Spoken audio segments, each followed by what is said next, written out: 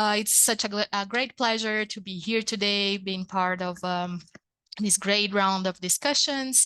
And as Beth just mentioned, today I'm here to speak about early career researchers and basically perspective of for and of early career researchers in the world of ocean governance. As she said, I am a research associate at the Research Institute for Sustainability here in Potsdam, Germany, but I'm also a fellow of the Nippon Foundation, University of Edinburgh Ocean Voices program. So today I'm here basically wearing these two hats, which of course are also part of what I want to discuss with you as part of my trajectory. Basically, the idea today is to tell you a little bit of my journey, my professional pathway as someone that is really interested in the science to policy world, and hopefully also be able to share some thoughts and some ideas and some perspectives that might also resonate to most of the people who are in this call today. Yeah, so first of all, just very just for clarification, who are we talking about when we talk about early career researchers? So basically, who are they and where they live? I am one early career researcher. But here we are talking very generally about undergrads, graduate students, postgraduate students, junior researchers or faculty, or even talking about the professionals who decided to move to another pathway in their careers and want to start addressing or studying something new. This will also be early career professionals or even maybe researchers regarding a topic. And here I bring a little bit of my story and that I hope to share with you and maybe tell you a little bit of my learnings during my pathway. As I mentioned, I've always been super curious and interested in this world of decision making or policy making. I am a Brazilian. I finished my PhD last year in Brazil, where I looked into let's say the lens of best practices to the deep sea mining regime, which Pradeep will be talking in more detail to us tomorrow. But during this trajectory as a PhD student, basically my whole work was desktop type of work. So I was always like reading papers and reading reports and I don't know, having discussions, but I felt like even though the matter would interest me a lot, that would be to discuss governance or management of mineral resources in international waters, I felt like I wasn't doing things in practice, that I need a little bit more of maybe a little bit more of an adventure with what I was doing. And because of this interest and also my interest of seeing something happening in practice, see maybe my science being applied in practice, I decided to look into ways to be engaged into decision-making processes, or as a scientist, be able to participate in decision-making processes. And in my case, that was the deep sea mining process, because that's where I was putting all my effort and all my time and my research. So after some time, always following some networks, emails coming from networks online, there was this opportunity for early career professionals or graduate students to join the delegation of the Deep Ocean Stewardship Initiative that has been mentioned a few times here already during our presentation. And they were basically offering spots for young students who had interest in the topic of deep sea mining to join their delegations and learn about the process. And as I was doing my PhD on the topic, I wrote them a nice proposal, which was something that they were requesting. And I was selected to join the DOSI, which let's call DOSI because it's easier, to join DOSI's delegation at the International Seabed Authority in Jamaica, both in 2019 and in 2020. And here in these pictures, you would see me in the first one to the left, giving intervention. So basically speaking in the microphone in front of everyone in a room full of decision makers, diplomats, anyway, lots of people. So that was like a first experience for me, and something that I remember that it was a challenge, but I was really happy after that I was able to provide this intervention. And it was an intervention that was basically defending the importance of having science or a robust science to take decisions. So that really, the topic, of course, really resonated with me. And in the picture to the right, you can see me giving a small presentation or some explanation to delegates of the Latin American countries that were attending the ISA meeting. And I put these photos here because I remember that that was a moment that really shocked me in a way, because we were there speaking generally about the deep ocean and what are the kind of organisms that occur and how the deep ocean works and why it's important to protect and ecosystem services and etc. And in the end, we realized that there were many delegates that were attending these discussions that didn't have an idea of what we were talking about. They didn't have the extension or the notion, I would say, of everyone that is at stake in this discussion. So basically, the reality of things, or what it is, the natural environment that they were discussing and taking decisions upon at the ISA. So I remember that day was like a blown mind for me. And in the two pictures below, that was my first participation in a scientific expedition, which I had the pleasure to accompany Beth and other amazing scientists to an expedition in Costa Rica, also to look into deep sea ecosystems. And I put it here because to me, as this desktop sort of scientist that was always like reading papers and basically understanding a lot of things from a more theoretical perspective, both these experiences, being in a scientific cruise where I see the collection of data happening, but also being at a decision-making space, were very special to me. And then I could see my role as a scientist, and I could see the importance of also exploring different things from what I was studying. So I was looking into ways to engage with things that called my attention or that would have my interest. And now I will basically just have a little bit of some questions that I've tried to answer based on my experience and in my trajectory. And sorry, and by the end of that, I would love to have you also sharing your expectations or even your experiences with us in the chat or even through the mic.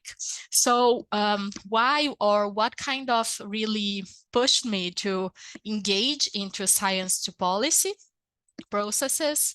And I don't know, to me, and I hope or I believe that this would resonate to many, many of you. We are living in a moment where there are several pressures to our ecosystems. And many of these pressures are actually now beyond our eyes, beyond the reach of our knowledge sometimes. Then that includes, for example, exploration of deep sea minerals or fishing activities happening very far from the coast, or any other activities that are causing harm or are putting pressure in our ecosystems. And then I see this why, or this main motivation, as being related to protect or conserve or improve, restore, manage, or contribute somehow to improve the quality of the ocean or to improve the situation, to help conserve. So I hope this kind of language or these words, these keywords, are also resonating with you if you have a passion or the willingness to join science to policy processes. And well, it's also a very, very good opportunity to see not only your knowledge, I would say, but also science in general being applied. So basically science really guiding the decisions. Of course, here we would be talking about a very utopical situation that all the decisions would be completely based on science, and that's it. And here you produce your science, and here you see it applied. And it's not really like that in reality. But I believe this is the kind of motivation that drives us, especially as early careers, to really engage into these processes. And also, apart from the knowledge application, being in the science to policy processes also allow us to convert our science or to translate our science into more accessible information, as Vicky was saying, for policymakers. But as part of the exercise, this is a good way to also address the general public about what's going on in the middle of the ocean or at 3,000 meters from the surface. This is kind of one of the skills that you have, and that would kind of approximate you to other people as well, or to the general public. So basically you would step outside of your academic bubble. And thinking about career, of course, because I mean, I believe we are always thinking about career, but definitely being an early career researcher or professional is at a moment that you're like, what is next? What I'm gonna do with my life? What I'm gonna work on? It needs to have passion. It needs to make enough money. Anyway, but I believe that the main drivers to get engaged into these science to policy processes are also because this is brings nice components to our career, is our chance, or we see as an opportunity to make a change, to make impact, have achievements, recognition, success, and also very importantly, it is definitely a way to build a network, being with other scientists or with policymakers or with other people that you know in your pathway. But what could be potential aspects that could maybe make you have second thoughts if you should engage into policy processes, for example? I believe here the most important thing is to manage expectations. So basically, you need to understand a little bit how the decision-making processes work and what is involved in that, so you can, you know, really dig into and say, yeah, okay, I'm aware of all of this and I still want to be part of that. And yeah, so here I bring some aspects, such as, for example, the fact that decision-making processes, especially this kind of discussions that we are approaching here today, such as deep sea mining or even BBNJ or even discussions on fisheries, they take a long time to be ready. These negotiations, preparatory meetings, it can take and usually take decades.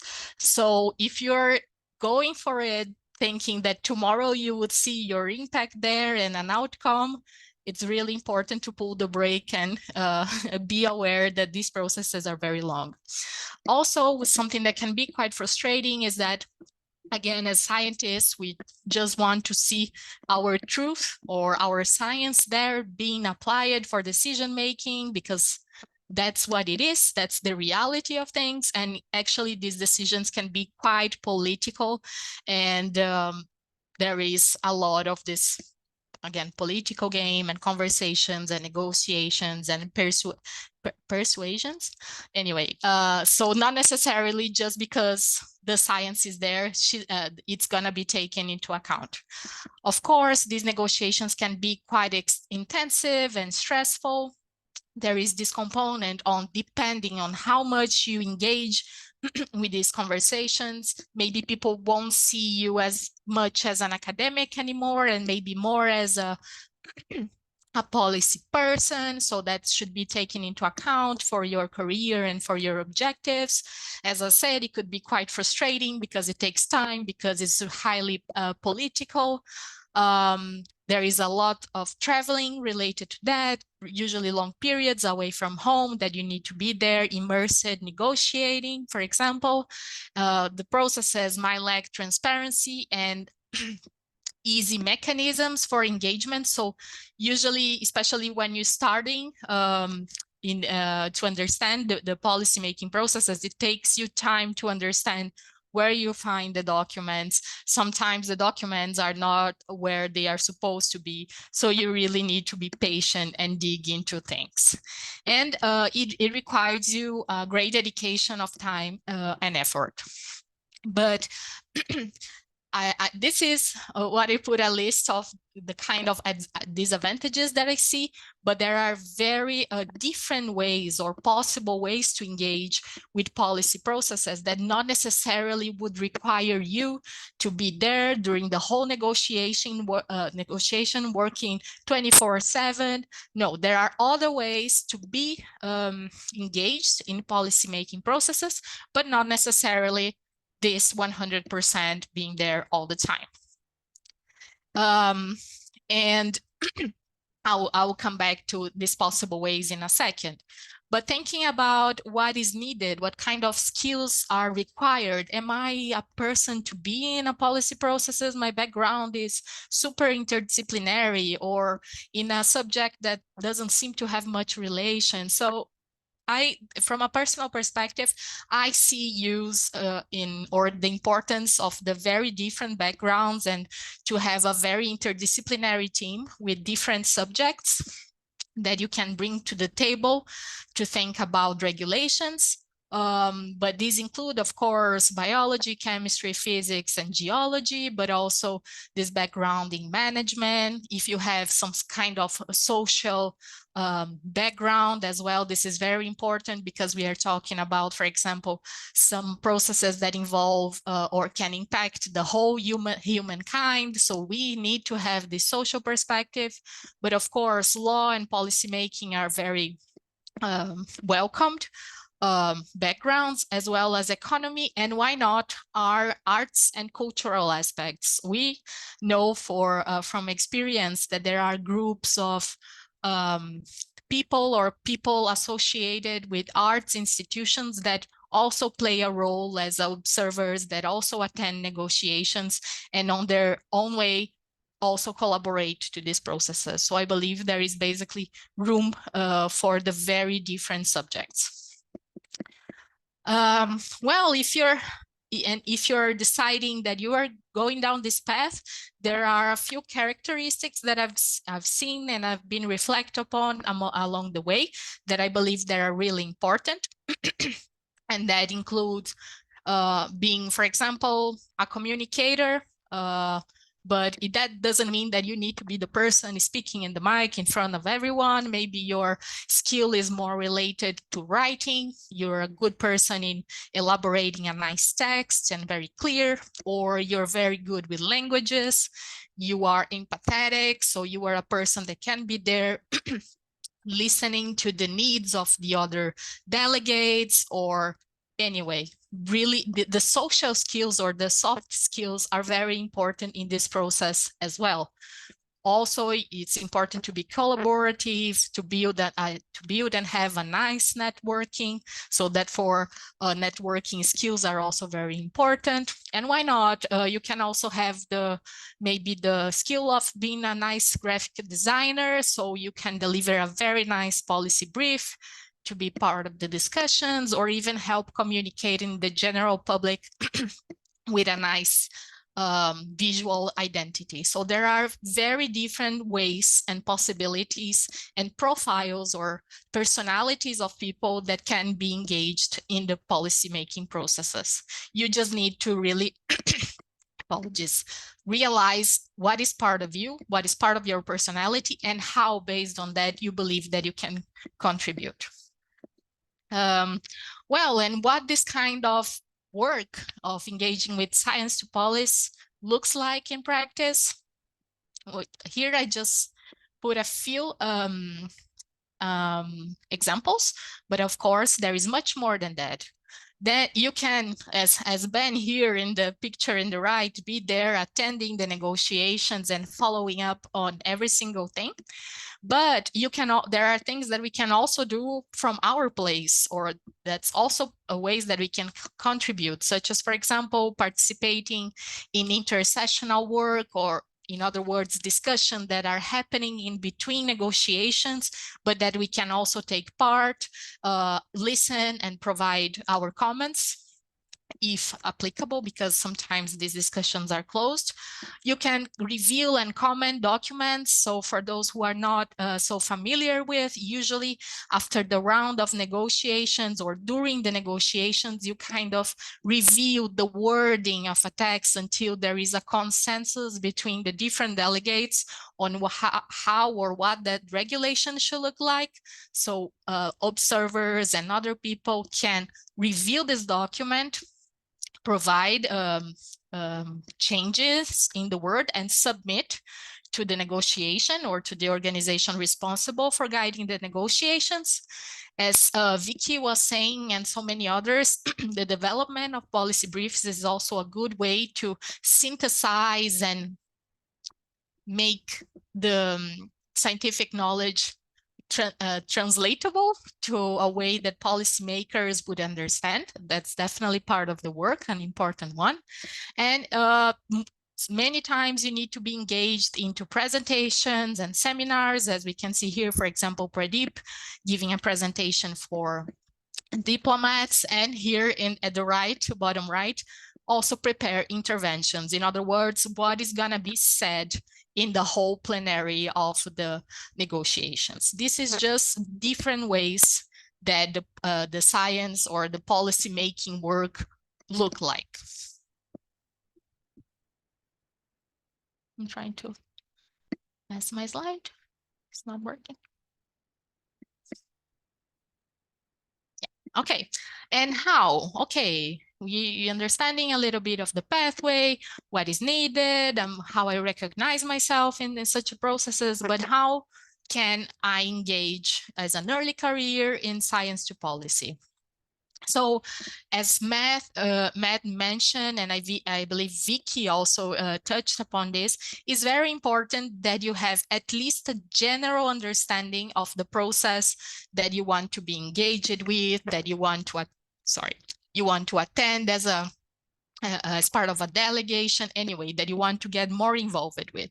So Matt provided good hints, such as, for example, understand when these meetings take place, where they do take place, if there is a scientific committee, how is the processes of maybe submitting comments or amendments to the text, and yeah, and understand what is the dynamic of these meetings or of these processes. So more thinking now on the direction of maybe reaching out to someone to maybe join a delegation or to join a group that is involved with the policy discussions is always good to have in mind, at least apart from the logistics and how the process works.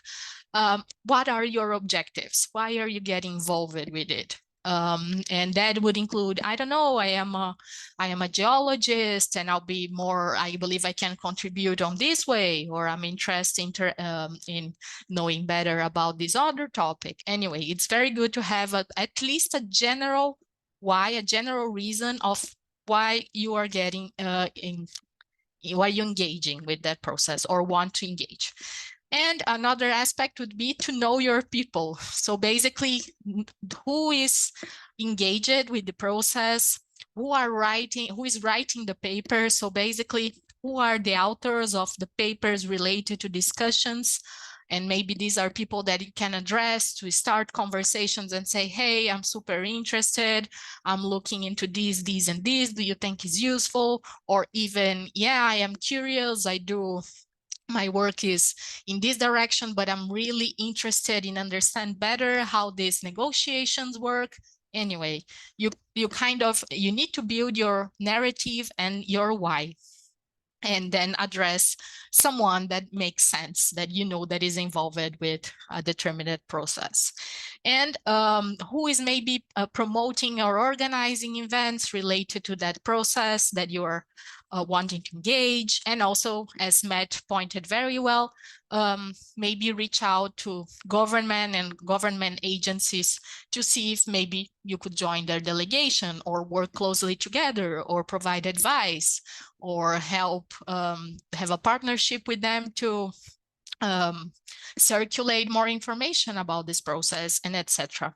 And finally, based with all of that, get in contact. So basically show your interest, why your interest, and demonstrate that at least in general you understand how the negotiations work, when they take place, and other things like that.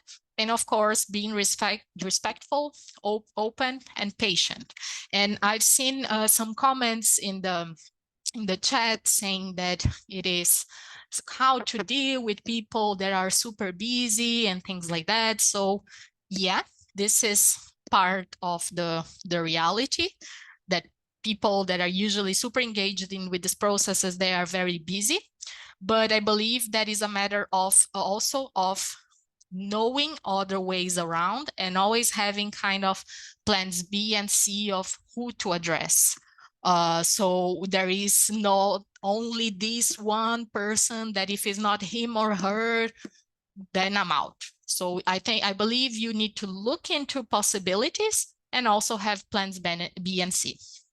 Let me see if I'm, oh my gosh, I'm away of my time. Okay, so just as potential organizations or groups that you can approach, or at least know what's going on, what kind of discussions are going on within these groups. These are some good examples.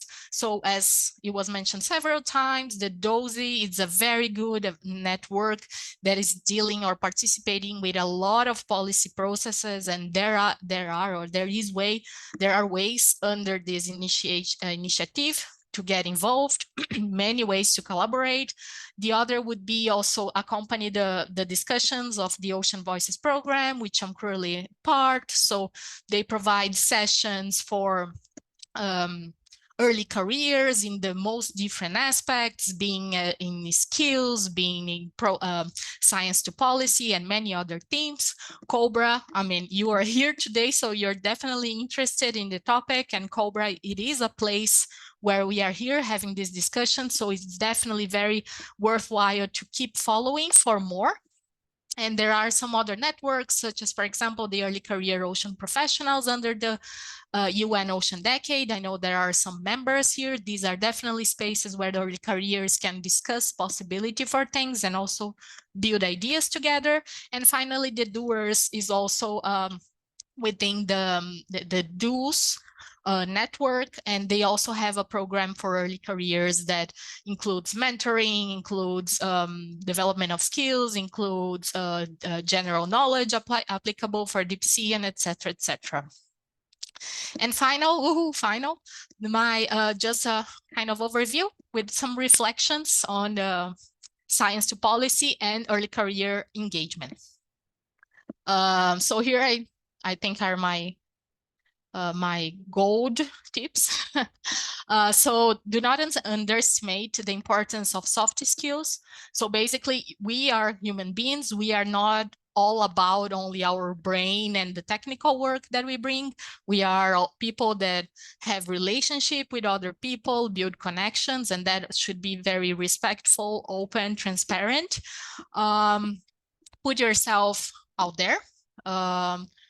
Especially if you are in a comfortable place with people that you are comfortable with sharing your plans or your ideas, put them out there, because sometimes we keep for ourselves and things seem crazy. I know I'm not doing, no, I'm not ready, and just put out there. Be kind to yourself and also to others. Respect and accept your limitations as an individual, and that include technical skills or that include soft skills. We are not good in absolutely everything, and we are not bad in everything.